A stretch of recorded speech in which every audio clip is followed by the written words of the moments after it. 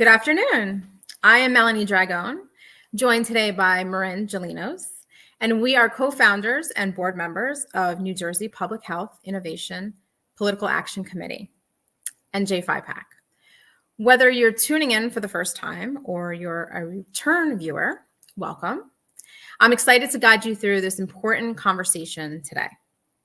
The PAC Chat was created to provide a platform for New Jersey voters to meet vetted and qualified candidates, as well as health freedom advocates. NJPHIPAC acts as a bridge from health freedom candidates to you, the New Jersey voters, allowing you to hear directly from the candidates their positions on mission-centered topics like informed consent, health freedom, and parental rights, and in this case, of federal and DC candidates on the preservation of American sovereignty. Our ultimate goal is to enhance the quality, transparency, and mechanisms that deliver the highest standards of health for you and your families, and consequently, rid the state of any lawmaker who does not align with that goal. Public health cannot be a one-size-fits-all approach. It is the collective outcome of the personal health of every individual, every man, woman, and child in our community. When our elected officials prioritize and respect the health of each person, they foster a healthier community for us all. For those who've been following our work, we hope you recognize our unwavering commitment to empowering you, our community, by keeping you informed about health freedom candidates running to represent New Jersey, as well as keeping you abreast of the latest threats or bills and the successes in the fights for freedom, both statewide and nationwide. We aim to arm you with knowledge, resources, and tools so that you are an empowered advocate for yourself and for your family. Together, we can work to steer our state back on track, ensuring that our voices are not only heard, but respected here in the state of New Jersey. So let us stand united in this vital mission, advocating for our rights and ensuring that health sovereignty remains a fundamental aspect of our lives. Thank you for being here. And before we dive into today's discussion and introduce our special guest, let me remind you to please visit our website, njphipac.org, and consider becoming a monthly contributor.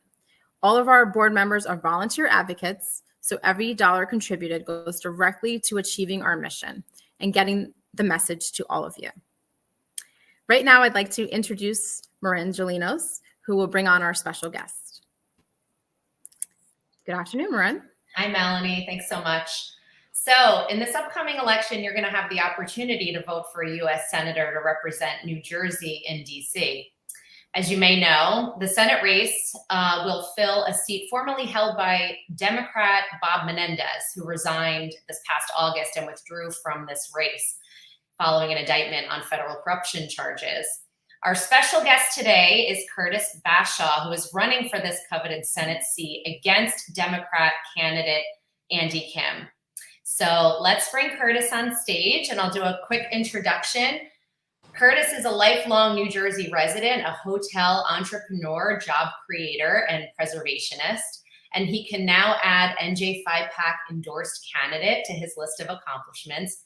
Welcome, Curtis. Thank you so much for joining us today. Congratulations on your endorsement. Thanks, Marin. It's great to be with you guys. Thanks, Melanie. Very happy to join you. Awesome. So we have a lot to get into, so I'm just going to jump right in with a warm-up question. Curtis, we'd love for our community and our followers to understand who you are and why you joined this race. So can you just share with us what experiences brought you to run for U.S. Senate? Well, I got in this race in part because of my experience during the COVID lockdown. So by way of background, I'm a lifelong New Jerseyan. I grew up in Cherry Hill, summered at the Jersey Shore, and started working there when I was 15 years old. I loved hospitality, went back to Cape May after college, and started a little hotel called the Virginia with a few dozen employees, and grew that business over the last 35 years to over 1,100 team members and 8 hotels, restoring landmarks like Congress Hall. So I'm a small business person that grew that business. I did it payroll by payroll, budget by budget. The other salient piece of background for me is my mom's dad was a minister in Collingswood, New Jersey, a very conservative Presbyterian minister who also was on about 600 radio stations with a syndicated show in the early 1960s. And he was a God and country minister who really loved our freedoms in America, wrote a book called Author of Liberty. I, was raised on our sort of core values as a nation and understand that those values of speech, assembly, worship, enterprise, conscience come with the requirement that we share them equally with our neighbor with whom we might not agree. And that, freedom and its blessings are necessarily a little more messy than tyranny, but boy, oh boy, are they worth it. You can have a controlled economy, you can have a theocracy. So I came into my business career with those values. I dealt with one size fits all regulations along the way, some of the absurdities of too much government in our lives. And I think the apex was the COVID lockdowns that just showed us in an instant that we could lose our freedom of speech, assembly, worship, enterprise so quickly. And we were rendered really serfs of the state. I got very engaged and built a team with our county leadership in Cape May to work on a policy paper to reopen safely our county. We had to be open for the summer. Michael Testa, our state senator, also had me appointed to Governor Murphy's reopening task force. And so through that process, we kept getting blown off, and yet we forged ahead to the point when we weren't getting action. We actually wrote our own Declaration of Independence for Cape May County and used the dissemination of that document as leverage to get our hotels, motels, shops, and swimming pools open just after Memorial Day. It was a push, but we learned that the price of liberty is eternal vigilance. So I got in this race in part because I enjoyed the interaction and realized that, as citizens, we can make a difference if we get involved. And then secondly, when Mr. Menendez got caught in a second round of corruption, it just seemed like, we need political outsiders and business people. So I jumped in this race only in January as a first-time politician. I did, along the course of my career, serve for 12 years on the board of Stockton College, now Stockton University. When we started, it was a 2,000 student day school. And when I left after 12 years for as chair, we had 8,000 students, mostly residential. So it was a real honor to work on that with all kinds of stakeholders. I also was appointed by a Democratic governor to run the Casino Reinvestment Development Authority. I did a 2-year sabbatical from my company and got to know the underbelly of New Jersey politics. Both of those public service experiences, along with building my business, using my skills to bring people together, to get things done, to rally around an issue, to understand that not everybody agrees on everything, I think will make me effective for New Jersey in the U.S. Senate. Excellent. And we are so glad that you joined this race. So thank you so much. I know it's a lot of work, but you have been doing such a phenomenal job of getting out there, getting across the state. I saw you in my own hometown for an event, so that was wonderful. Great turnout.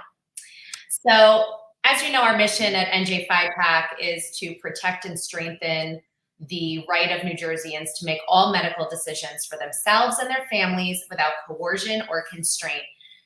Our viewers, many of who are advocates that pay close attention to the issues of medical freedom and health freedom in the state, almost daily see threats on a state and a global level, threats of novel pandemic level viruses, the tightening of pandemic preparedness tactics.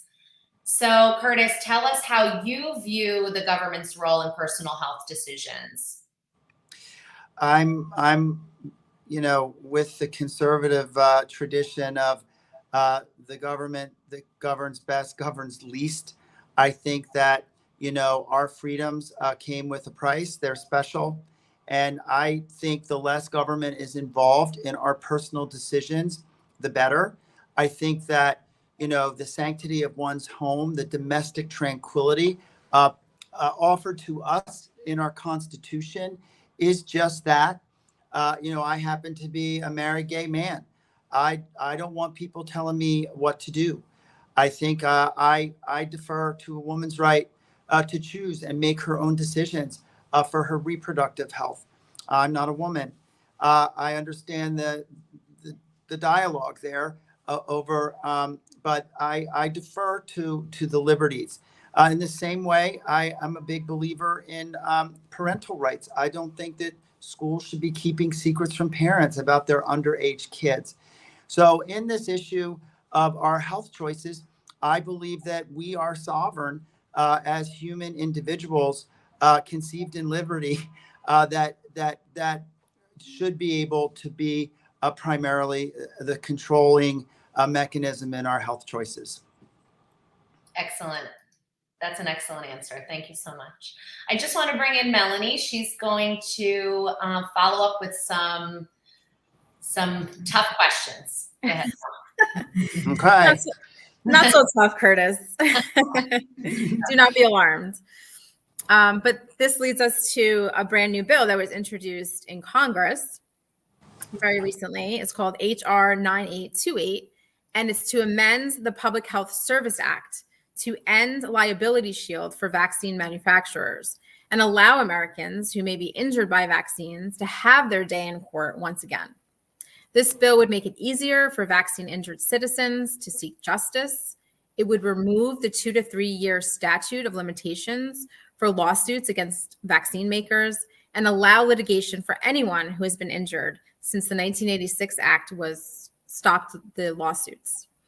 This bill would remove protections specifically for the COVID intervention under the Countermeasures Injury Compensation Program. Is this a bill that you would support when you are a senator? Well, it sounds like a common sense law to me that is trying to provide reasonable and fair accountability on a consumer product, especially if that product is mandated. I also believe that this sort of accountability will force us not to rest on our laurels and just say, okay, we've got this, everyone has to take it. We want to be constantly striving to improve our products and make our products better. So at face value, to me, it looks like something that I could get behind. We're glad to hear that. That's a very important bill for the people in our community, that the manufacturers of vaccines are held accountable. Because to your point, when you're mandating a product, you want to make sure that annually that they are up to par and that we're not endangering any lives, especially those of our children. So another question we have is, last month, NJPHIPAC and allied organizations here in New Jersey, we raised concerns about a troubling New Jersey state bill that, if passed, would establish the act of disseminating misinformation as professional misconduct for healthcare professionals. So this legislation poses a significant threat to healthcare providers here in the state by limiting their ability to treat patients freely and effectively.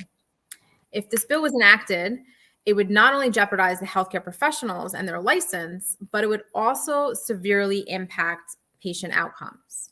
It introduces like a vague and shifting standard of misinformation, quote unquote, that would penalize medical advice or treatment that deviates from protocols or whatever is considered the undefined norm. In an era dominated by debates over information, disinformation, misinformation, how do you plan to safeguard the voices of healthcare professionals and ensure that patients here in the US and New Jersey continue to receive the most innovative and effective care?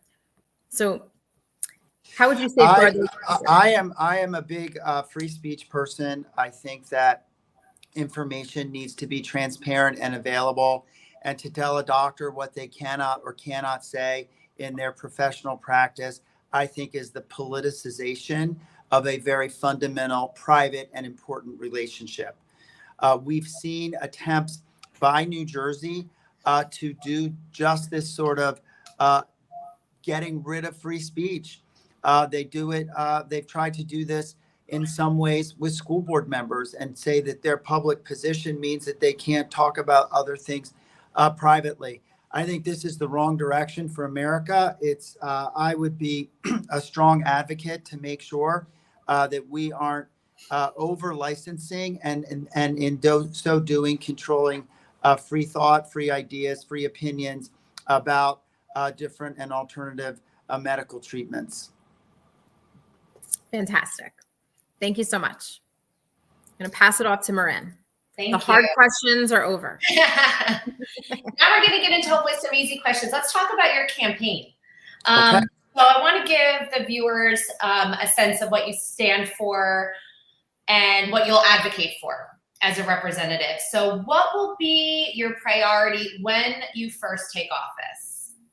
I believe that the open border is a wound that is causing New Jersey to suffer. We have somewhere between 450 and 700,000 or so illegals in our state. Let's call it 500,000. That's, over 5% of our population. It's an incredible number that's costing us money. It's making us feel insecure in our homes and our communities. And it's a fairness issue. It's not a level playing field for those that have come legally, that have been waiting in line, following a process. To me, that's a very important thing to resolve so that we can roll up our sleeves and work in a bipartisan, productive way on a legal immigration program that benefits our economy, both federally and in New Jersey.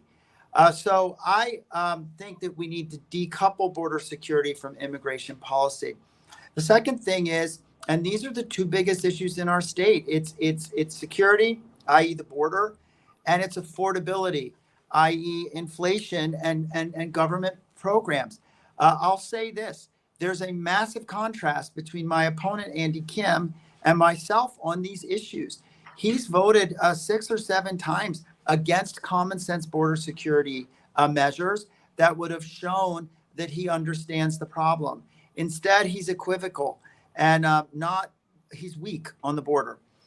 Moving to the economy, I think we both agree that affordability is an issue. The problem is he has the wrong solutions. He's backing, another $1.7 trillion in subsidies and handouts, along with potentially price controls that to me are antiquated 20th century, more collectivist approaches to an economy. That's not America. I believe we can't spend our way to prosperity. We can't regulate our way to innovation and growth. We can't tax our way to fiscal health. That we need to unshackle our small businesses from too much regulation. We need to trust our citizens and the economy and the free market that we have to help us all live the American dream again. And so I come at this as a fiscal conservative, and I believe we need to take measures. We can't just let people throw money at things, really in some sense from both sides, and have a debt that's $35 trillion. Talk about concern for the next generation and our children and grandchildren. It's a huge amount of money, and we need the discipline to really set some reasonable goals. And so those two things, immigration reform and budgetary discipline, are two things that I feel like as a business person, I would want to tackle right away. Yep, this is exactly why we need you, Curtis, because you have the experience of growing a small business into something really amazing. I mean, this summer, all of us were down. Some of our PAC board members and friends were down the shore and enjoying one of your hotels. And it's just beautiful. It keeps the economy going. And that's the experience we need. And you definitely have that. So we really appreciate you so much. There's just, days, what feels like days away from this really pivotal 15. I think we're down to about 370 hours until the polls close, if you need more specificity. Wow. You're not keeping track at all. Oh, no, we're not counting at all. So tell us how we can support you. Tell us how our viewers, our community can support you. Any events coming up? What do you have going on for the next couple of days? So we are in the final stretch here, 2 weeks from tomorrow. We do have a debate tomorrow night that will air at 8 o'clock on News 12. But we need grassroots support in a variety of ways. One, we need every voter to go get a +1, to talk to their friends and neighbors. I will say this on those two top issues of security and affordability, Democrat and unaffiliated and Republican voters are all worried about those issues. And there's an opportunity to convince people to come our way. I believe in the Senate race, we are the common sense, moderate candidate who wants us to live freely, pursue our happiness, grow our economy, and get government off our backs. And my opponent is a career politician, a DC insider, a bureaucrat. I've signed the front side of a paycheck every 2 weeks for 35 years. I've purchased health insurance for our employees. We're now at $1,100 for 35 years. Andy Kim has only gotten a government paycheck and worked for the government. So I think that this message needs to get out to your friends, and how you do that. Share, share, share. We've been doing videos. There's a lot of content on our website. If there's something that you think is germane to your friend or your network, share it. If there's something you'd like us to say that would help you share information, that's fine. But we need the grassroots to be working. We're always happy for volunteers to do phones and knock on doors. And finally, we absolutely need money. It's a game now of how much TV we can get and cable and digital exposure and how much our opponent can get. He has an advantage over us. That's not an insurmountable advantage given the mood of the electorate. When people know who they are, they're like, okay, we're voting for Curtis Bashaw. So those are my asks. Engagement, share, use your networks, talk to your friends. And if you can contribute, go to curtisbashawforsenate.com and help us out. $5, $10, $6,600 is the maximum. But we want to make sure our ad buy is as robust as it can be, and that we're sharing digitally specific content to specific groups. So thank you. Awesome. Thank you. Thank you so much. I just want to leave our viewers with one last statement from you. If you can just, in a couple sentences or even in a word, what health freedom means to you. I have never, ever liked being told what to do. And that's what makes America's freedoms amazing. To me, health freedom is having your relationship with your doctor or your confidants, the people you want to confide in, to make decisions about your health. And you shouldn't have to have somebody else giving you a directive or a diktat. And so I lean towards the freedom of individuals in their conscience, with their best knowledge, with transparent information to make the calls for their medical decisions. Excellent. Thank you so much. This was such a pleasure, Curtis, to have you. I think our community, our contributors, everybody is really going to love you. And I just want to encourage them and kind of echo what you said. Share Curtis's information, website, social media, share this PAC chat, not just with your husband, your wife, but with your friends, with anybody, your neighbor, because really we only win when everybody gets out the vote. There's so many ways to vote, but you got to get there. You got to get there, and you got to encourage others to go.